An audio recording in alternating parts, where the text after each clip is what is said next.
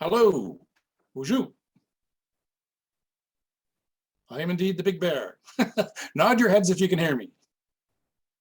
Ah, okay. Thank you. This is wonderful to be here. Cass Spade just put on a wonderful presentation about the language immersion, and I've learned so much.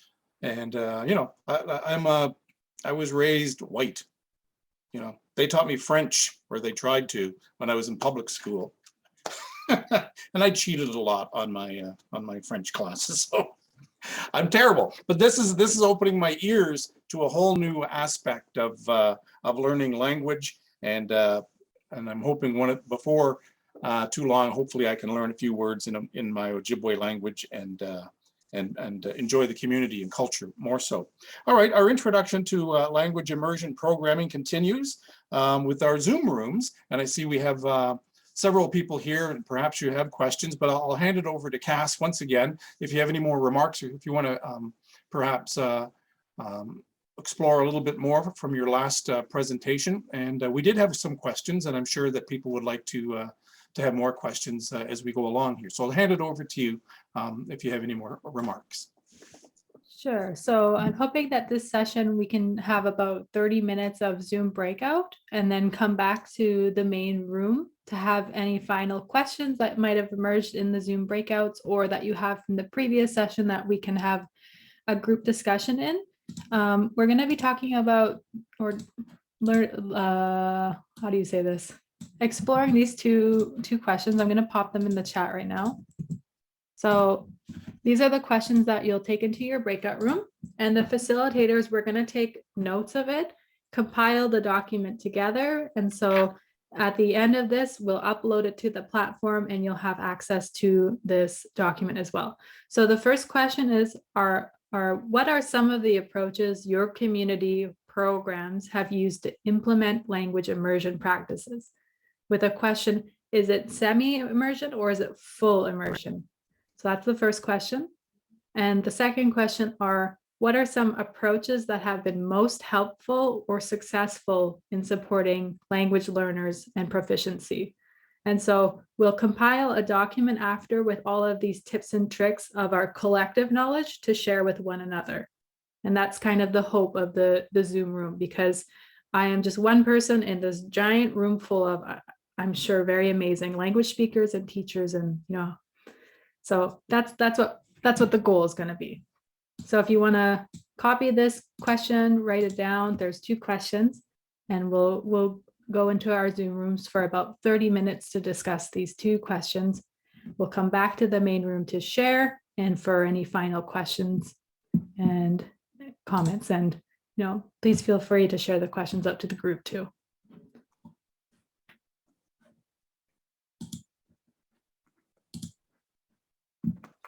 All right, and I see that the prompt to join the room has opened. And so feel free to head on over into your other Zoom room. And I'll see you back in 30 minutes at 12.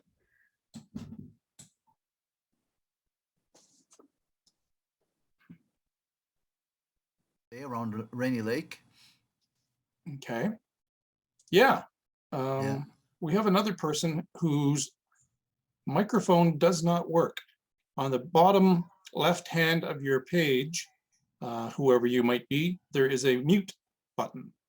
So if you click on if it has a little line through it right now, that means that you're muted and that we can't hear you. But if you click the button, perhaps we can hear you, and it will unmute you. We also have a tech team that might be able to help reach out to you as well. So I'm quite new to the world of Zoom, so they took. What's the name of the person? I can fix that right now. It looks like Lucy Rose, or maybe Flory. And then there's a Karen DeRoser. She looks like she's muted. No, I can talk. I'm just muted. Oh, okay. My mic doesn't work, but my name is Audrey, and the education director at Brunswick House for First Nation in Chapleau. My computer doesn't have a mic. Oh. Huh. I don't know that our tech team can help that. How long would it take for Amazon to send over a microphone to Audrey? Huh. All right. Well, perhaps Audrey can listen to us and can add comments to the chat and add any addition to the conversation that we're going to have. So welcome everybody to the breakout session here. As I mentioned, that I'm a 60s scoopy, and so I lost my language and my culture, but I do enjoy language, and so I went into radio broadcasting and television broadcasting. You may have seen me on CBC or APTN. But anyway, I enjoy language. I enjoy listening to stories and whatnot. And since Ira is here, the question, of course, is it seems to be a big one. That they've assigned us. So maybe start out with some of your thoughts on where we should go with what are some of the approaches of your community programming have to use to implement language immersion practices, or is it semi-full immersion? Ooh. Anyway, the question that Cass asked originally. Your thoughts, I suppose? Okay, what was the question again? Sorry, I had to leave the room a little bit there. Yeah. I wish that we could have her question back up. I think it was learning. Somebody says, what are your approaches? Here, supposed Maverick. What are some of the approaches your community programs have used to implement language immersion practices? Is it semi or full immersion? What are the approaches that have been most helpful or successful in supporting language learners' proficiency? So I think what we're asking is what resources in your community, and I would think elders come to mind, and perhaps the school itself, and any resources, textbooks or lessons. So how would we get a community language program going in your community? What do you think you should do, or what's available? Yeah. What I've heard just from listening to others, is, I haven't actually took part in this, but I was actually in the community at one point, because I only visit my community every once in a while, especially during the summertime. But what I heard, and it wasn't happening while I was there, but I had heard that some people had started up an evening where they would meet and at the gymnasium in our community hall, and they would sit in a circle and just converse in the language. So the fluent speakers would converse in the language, and the ones that wanted to learn would take part and listen. So that was the one thing that I heard that was going on there. We do have a school that's just off of the community, and there's a language teacher there teaching the youngsters. So I guess the question would be like, I guess the answer to that would be just to continue with what the teacher is doing there, and I think it would be a good idea also to have somebody from the community to teach the dialect, because the teacher that is teaching there is from another community closer to Kenora. She's so she comes down and she lives in that area of the school, and her dialect is different. And I've heard some of the children when they you know they come home and they talk about what they learned, and I noticed that they learn in that dialect. So that's the beauty of the language, is that when you learn the dialect of that speaker, you tend to adopt that dialect. and there's nothing wrong with that, in my opinion. You know, because if you could still understand what the person is saying, then there's nothing wrong with that. Communities themselves have different dialects. Like different families will speak a different dialect, very slight, but you could tell there's a slight difference, like from one family to another. That was my experience growing up, like where I could tell, like as you know, different families would say words in a different way from the next family, Right. and But so but you were lucky enough to learn your language, and you're able to speak yeah, speak yeah, it. yeah, yeah, yeah. Good for you. And what about you though? Do you try to pass on the language to the youth today? Oh yes, Yeah. yes, every day. Right. E- So Right are now, you an yes. educator? Yeah, Okay. yeah. So even right now, I would love to speak the language. Right at this moment, I would rather speak the language, you know? All right. Well, perhaps, yeah, perhaps share some of your thoughts that you just spoke in English. Maybe share some of that in Ojibwe or your Uh, language, and we'll enjoy that. okay. That would be fun. Mhm. Yeah, join the guy get the one no go ma get no them ma to could be it yogi ya nishna big ma this go ka kaunji ban ka bionji ya an sago Saint River First Nation. Mita shejo igi agi tug ki ko be it yog. Mita magi out ka kakshkituat go chino yot nishna bemwen. Mio bisani go ganun it yoga no manjigo get going to go tashinda now. The go etish ka anduk ken the moat nishna bemwen. Bisani go tin namata bioge, you know, ubisinda now. Ubisinda now and go cake to at go out. Can't stand nishna bemwat so.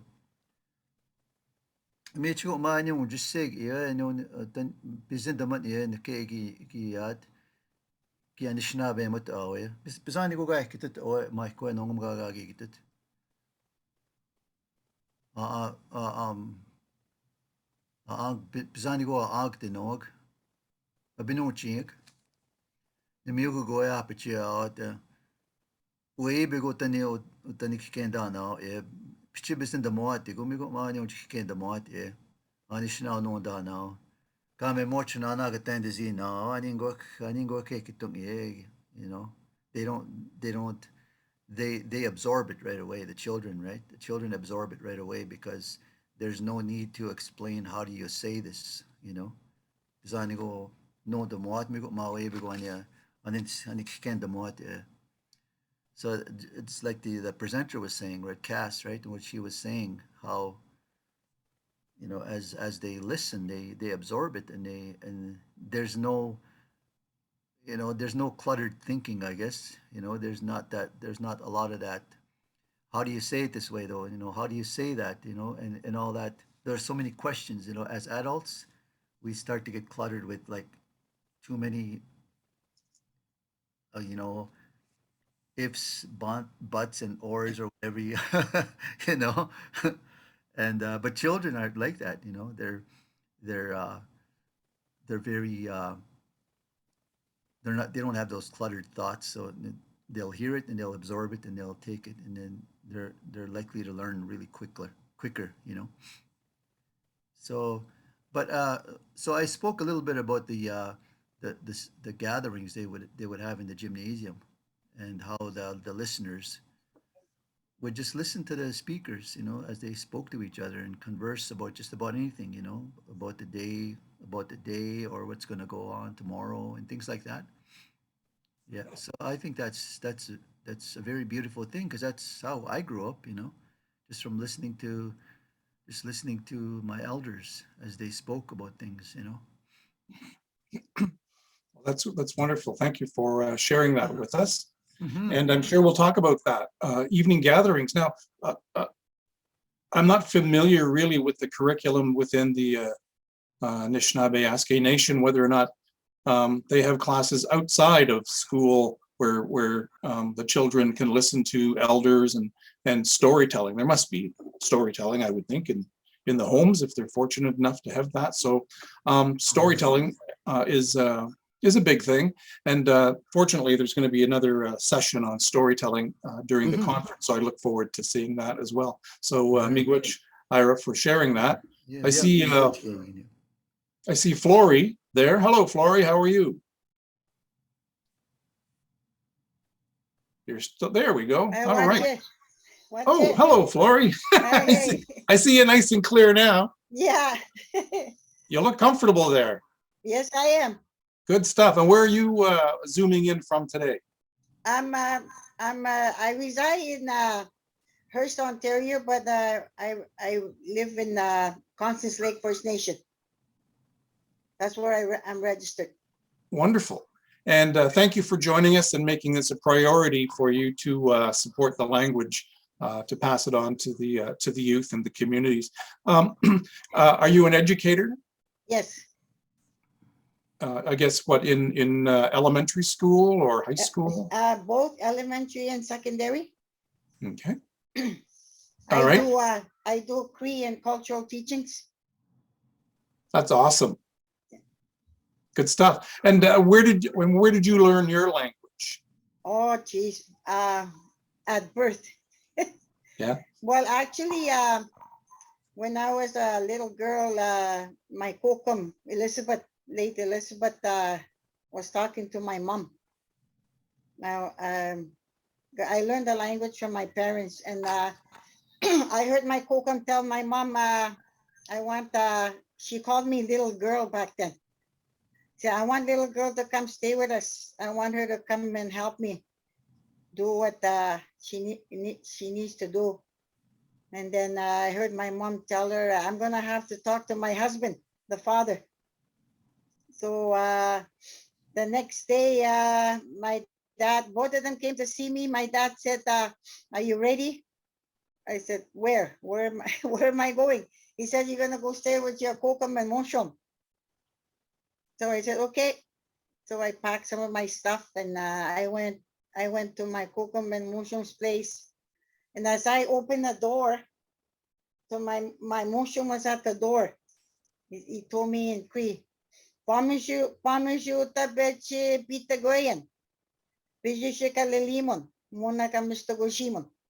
Nagone bijishik pogoge dutaman. And that's what he told me. He said, when you come into my house, all you're going to do is speak Cree, no English. So I've been with them for quite a while, and that's where I pick up the language from both of them. And then as you grew up, you enjoyed, obviously, you were fluent in the language, but when did you start to find out that the language was maybe disappearing, and that must have made you sad? Yeah, when I attended that Indian day school, we weren't allowed to talk in the language. And when we did, we were, being punished. Yeah. When we get caught. The only time I spoke in the language is when inside my home. Right. Well, I'm sorry you had to go through that experience. But then you decided to become an educator yourself, and that must have brought joy to your heart and spirit that you were able to work with the people and the youth. Yes. There was a employment open in that Indian day school after it was called Constance Lake Day School now. Indian day school was removed, and they were looking for a native language teacher. So I applied, and I worked there for many years as a native language teacher. Right. So I guess the question is, in a community, what resources do we have or that you're aware of that we could reach out to and use to help start teaching language to the community? I know, like, we've spoken about the elders. Yeah, Well, what we did was, we had a team of teachers, like our own community teachers. And we sat down and said, let's have an immersion camp in June. May and June. We started off in May a little bit, and then June, we had each grade for 1 week going down to an elders complex. And we told the elders for them to help us out, speak in the language, teach us things for the students. So that's what they did. We had stations, and every day the students was learning the language in immersion. We had JK to grade 1 and grade 2 to grade, and then high school. So the elders really loved it because they were able to, speak in the language to the students. Especially they loved the students being there. Yeah, because they were able to, it would be very special to be able to connect with the youth in the community and hear and see the joy in, Yes. Yeah. that learning Yes. brings to them. Well, that's awesome. All right, well, thank you for sharing that. And I see Karen is joining us, and I'm wondering if Karen is able to unmute. And I want to try and get all of you on before we go back into the main room. So Karen DeRosier, are you able to unmute? Yes. I'm from Neot Kamigwaning, Treaty 3 area, but I work in Kingfisher Lake. And kindergarten is full immersion. And the grade 1 teacher used to be the native language teacher. So she is doing a partial immersion for grade 1. And well, the kindergarten said a lot of the kids that are coming into kindergarten are speaking English only. So it's hard for her to teach full immersion at times because the parents are speaking to their children in full English.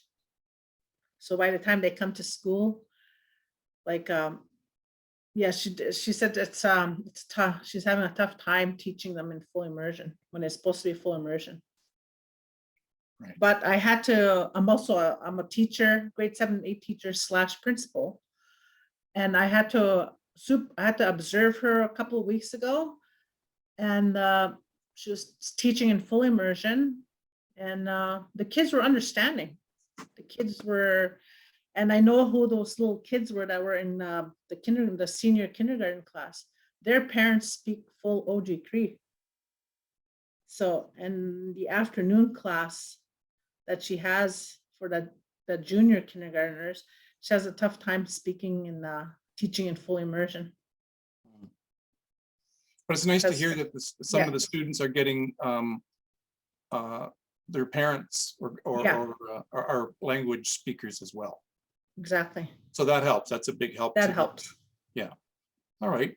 Well, thank you so much for your dedication to the students and the youth. That's very important. And just a quick question: do you think the internet, kids are on Snapchat and all these apps? Do you think that's hurting them learning language? Yeah, because they're alone a lot. We're having issues with kids staying up all night because they're gaming. So there's no really no interaction with their fellow peers. Yeah. And yeah, so I think the constant media of their gaming is affecting their learning of their language. Maybe gaming in OG Cree. Yeah, they should. That's something, right? All right, I see. Thank you for, is there something that you wanted to add? Because I want to try and get the next two delegates on as well. No, I'm just trying to learn stuff here too. Okay, wonderful. Thank you, Karen. All right, thank you. Lorraine, I see you're on mute there. I don't know if Lorraine can join us. I hear you, Lorraine. Oh, wachi maswe Lorraine Sutherland in Tishnakasan. Arobas get First Nation man Doshjin e Hamashagot was it Medaris Bipuna North Bay Deshifta, North Bay, Ontario. how maga and dapat sinut the North Bay Indigenous Hub shnakateo megwatch anishti hanago gi kuchistan or no kuchistan na how sorry trying to be fluent here. So I'm just going to revert to English. I'm going to flip it. Lorraine Sutherland is my name. I'm from Attawapiskat First Nation. I've been living in North Bay for the past 10 years. Primarily to go back to school and sort of just lived here, but have gone home multiple times to work in different capacities. So I think it's important to do that, to connect with home if I can. But I'm working here at the North Bay Indigenous Hub. It opened just a few years ago. I'm the Indigenous Engagement and Resource Officer. It's a new position, and I'm primarily working with the little children, and again, like the educators, and integrating culture and language into our early on daycare programming. And I just started, so I was asked to participate in this from our director, and I said absolutely.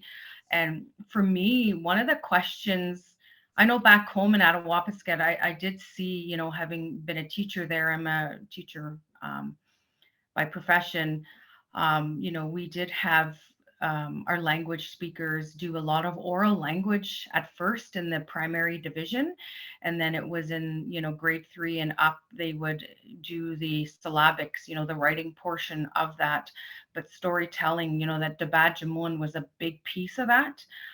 But I haven't been home since before, you know, COVID. So I don't know, you know, what it looks like now. And COVID has, you know, for some of our communities, have really impacted our capacity to be able to open up our schools. So there's that whole other piece too, with, you know, losing language, right? But the thing that I'm finding is, you know, where I'm located, we have, you know, it's within Nipissing First Nation territory, which is the Robinson-Huron Treaty. But we do have a lot of our community members coming from, you know, the Mushkegowuk territory. We have a lot of people coming from, you know, the East Coast, you know, on the Quebec side. So we have a lot of Cree, you know, and there's those different dialects there. And what I'm trying to find out, or trying to figure out, or get guidance with, is like, how do I incorporate language when there's so many languages that, you know, in North Bay, you know, and the territory is Nipissing First Nation. Of course, you want to honor and acknowledge that. But a lot of our community members are, you know, are Cree, and not just, you know, Swampy Cree. And, you know, there's, you know, Innu, and, you know, there's different, you know, groups, you know, that are living in our community, and those are, you know, the community that we're servicing. So I'm just looking for ideas of how I could start. I like that idea of, you know, doing immersion spaces, you know, to start. I don't know, and then maybe that language nests. But anyways, I'm going to leave it there because we're running out of time, and I know you want to ask other people. So Chimigwech, thank you very much. Chimigwech, Lorraine, thank you for that. I lived in North Bay for 3 years, then CCAT fired me. Okay, we're gonna, not that I'm holding a grudge. Okay, we're gonna move on to Lucy. I see Lucy there. I wonder if you could unmute and maybe share some wisdom with us. Lucy. Hello, Lucy. Oh, hi. Hello. What's your... Hi there. Hi. I'm just taking notes, and I'm just learning and listening. I am too. Yeah. In school, I used to sneak over the shoulder of the person in front of me and look at their notes too, but I won't do that today. I made my own notes here. Well, that's wonderful, and I'm glad that you are learning. And kind of what I'm gleaning is that learning outside the classroom, at home, or even in another facility, is something that a lot of communities are doing outside the school. But we'll compare notes, I guess, as a group coming up. Is there anything you want to continue on with, or are you good there, Lucy? I'm all good. All right, thank you for joining us. We're going to say hello to Madison. Hello, Madison. You can unmute if you can. and share a bit of wisdom in the couple minutes that we have left here. Madison. I am actually just here for tech support, and I don't want to take up anyone else's time. So I'm just going to skip over and let someone else share their thoughts. All right, thank you. Clarice, I think we spoke with Clarice or attempted to earlier. I'm not sure if Clarice is there. Hello, Clarice. Yep, I'm here. All right, what have you got to share with us? Where are you from? Michigan, Donjaba, Nidomanising on Manitoulin Island. And I was just typing in the chat there. Vagina Gikijabawisen. I was just eating my breakfast, gag pea, finally. So I was just saying that I wasn't involved in language immersion programs in my community, but I knew that they were happening. And some of those were, it was successful, I think, in the sense that they selected families that were wanting to speak Anishinaabemowin in the home, so that the children entering into the immersion classroom for up until grade 6, they would hear the language at home and not just at school. So I think that was a really key component to those students' ability to be speakers and to understand the language, was its presence in the home. Wow. All right. Beautiful Very faces everywhere. Mhm. All right. Okay, so Gerry and I'm wondering if we could do a recap of just some of the strategies that emerged out of the room, or some of the conversations about immersion and language that's been successful, what kind of programs there are. So maybe you want to give like a 5-minute summary around there, and I'm sure there's lots of conversation. All right, Miigwech. The group that I facilitated came from all over your territory, and it was awesome to see so many friendly faces and hear the language. We had one educator who felt more comfortable speaking in his language, and of course he did, and it was I thank him for doing that. It's just beautiful language to listen to, and so I think what we learned was that the youth, the students, some of them are fortunate enough to hear the language not just from their grandparents, but the language has been passed down generation to generation. So they grew up listening to the language at home, and then when they went to school with immersion, they would hear some of the language as early as early childhood daycare, and they would speak the language in the daycare, and then through kindergarten and onward, they would hear the language from some of the schools. Also, we did touch on the residential day school and how language was removed from the students. They weren't allowed to speak it there. But the good news from this story was that once the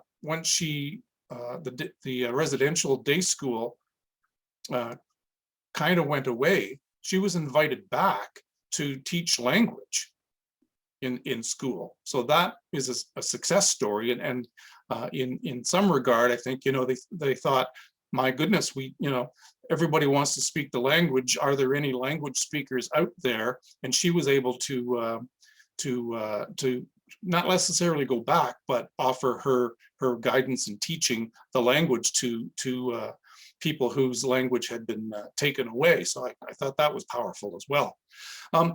A lot of people, as I mentioned, are storytelling after school or evening classes. Someone put together gatherings in the evening to meet outside the school, like outside the school hours, in a gathering to share the language.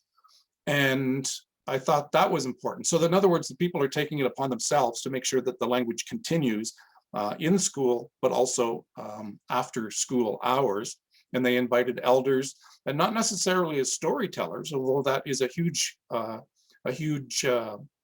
of it, but they shared, they would just talk about the day's events or look at the trees or just talk in the language so that the youth could hear the language. So that I thought that was something special. Also, communities are looking for language teachers that might be available everywhere. So if you have the ability to speak the language, you are needed by your school or your community to, I guess, step up and share your language if you're a language speaker. Apparently, I'm not. And the dialect is different in different communities. That was brought up as well. Some words mean something a little bit different in different dialects. So that was brought up too. But it's also something that people can interpret, understand, and deal with. So thank you to everybody who shared their thoughts. We had many people and we weren't able to get to all of them, but big chimigwich to those of you who shared and those of you who offered guidance and questions. I didn't have enough time to prepare an official document. This is what we have. So over to you, Cass. That's okay. I've recorded it. And so after this, we're going to compile it, put some more resources and strategies in it, and we'll upload it to the platform so you can have access to it. So, and that's for everyone. So in our group, we were doing some introductions and unfortunately had to shift to the questions. So there were lots of beautiful people to network in our group, and feel free to reach out to any of them. So we talked about some of the programming in our schools. At the moment, there are a lot of 30 to 40-minute blocks, and that's kind of it for language that week. So maybe thinking about the idea of extending those blocks out or creating immersion blocks as opposed to just vocabulary memorization blocks. And they talked about extending language not only to teach their kids, their students, but they are teaching the staff that are non-speaking too. So that simultaneously teaching the students, but also staff. And perhaps there could be a strategy around inviting the staff into our classrooms with native language immersion programming. And there was a comment about having language bins in all of the classrooms, and each bin would have a different category or curriculum in it. So seasons to days, months, and encourage students to play with these language bins, to pull them out, to start playing with games or to learn the words and vocabulary associated. I kind of thought of them as like little gifts to each classroom, like you could plop them in all the classrooms and the kids could play with them.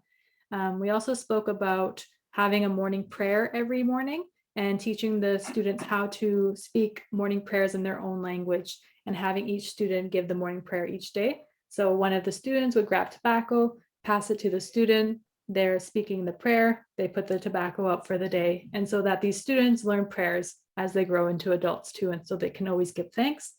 One of the things we talked about too was that we are teaching our students, but sometimes their parents don't know the language. They're young parents, they might not have the access to it. And so working around that, talking about how our students then engage in a reverse nest. They bring home all of the learnings to bring to the nest, as opposed to the nest having all of the language.